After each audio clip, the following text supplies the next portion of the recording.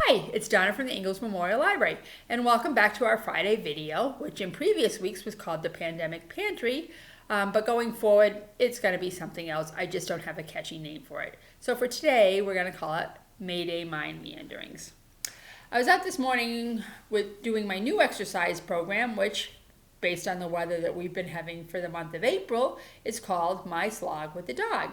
And as a little aside, if my friend is watching, you may want to check on your dogs because apparently they broke out during the night and taught my dog how fun it is to splash in puddles.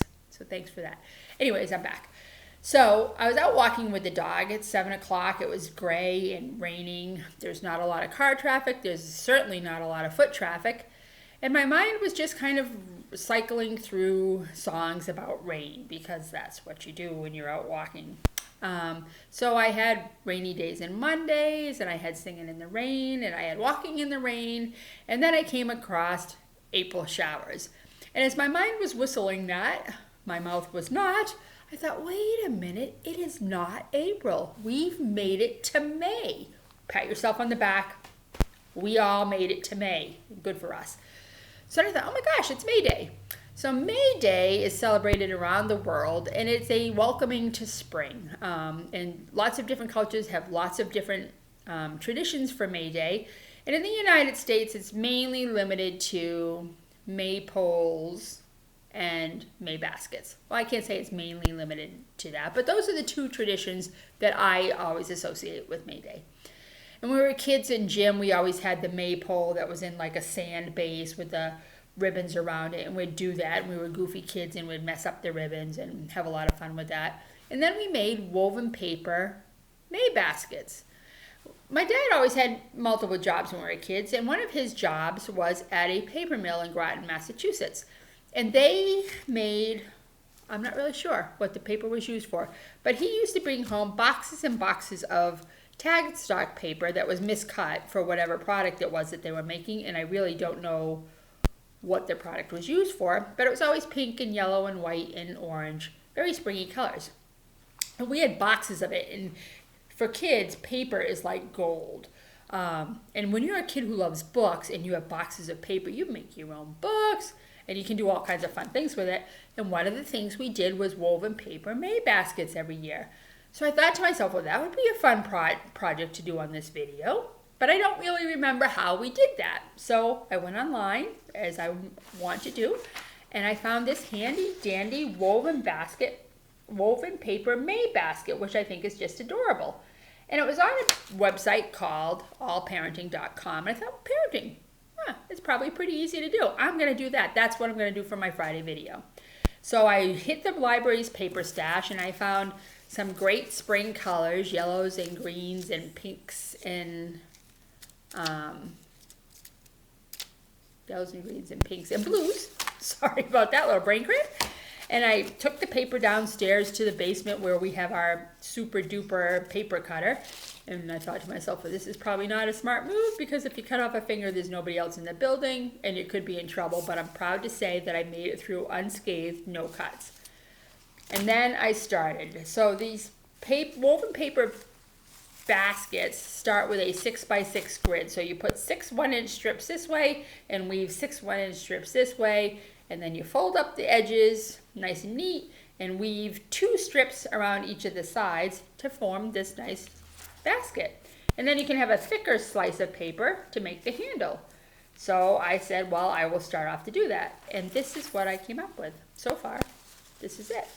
And I learned something about myself, that apparently I was a lot more patient as a child than I am as an adult, because I would sit and make these May baskets as a kid and think, oh, that's a lot of fun. Now I'm like, okay, well, I don't really need to make that basket. I just kind of have to show you how it's done. So there you have it. The starts of a May Day woven paper basket, which you can find the plans for on allparenting.com.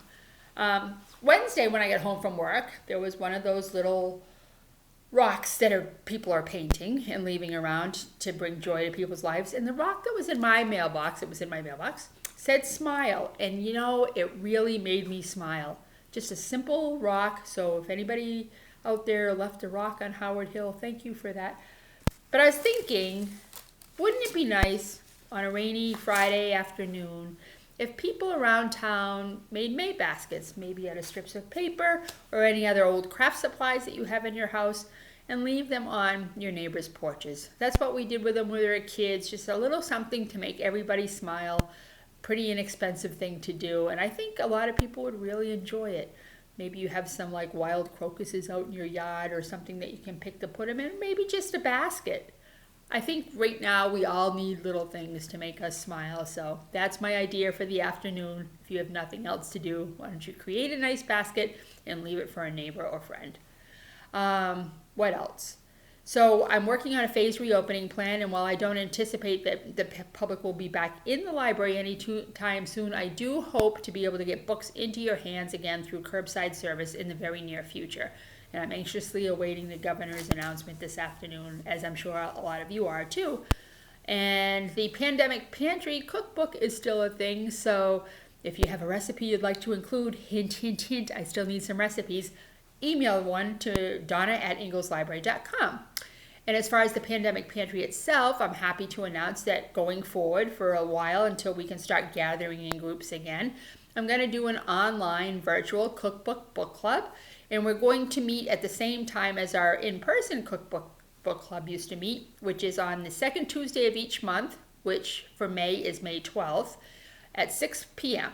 So all you need to do is send me your email address to donna@ingleslibrary.com, and I will send you a link to the meeting so that you can kind of join in with us. Bring something that you want to eat for supper, maybe the recipe book that you got the dish out of, and we're just going to sit and eat our suppers together and have conversation and hopefully some laughs and share some recipes and hopefully just have fun. I think we're all missing that sort of behavior. So that'll be May 12th, 6 o'clock, from wherever you want to be, eating whatever you'd like to eat. So I hope you join us there. Email me at donna@ingleslibrary.com and I'll give you the login information. So I guess that's it. Happy May Day, everybody. We've made it through another week. We've made it through another month, and I think we're all doing pretty good. So be proud of yourself and take good care. Have a nice weekend, and hope to see you soon at the library. Bye-bye now.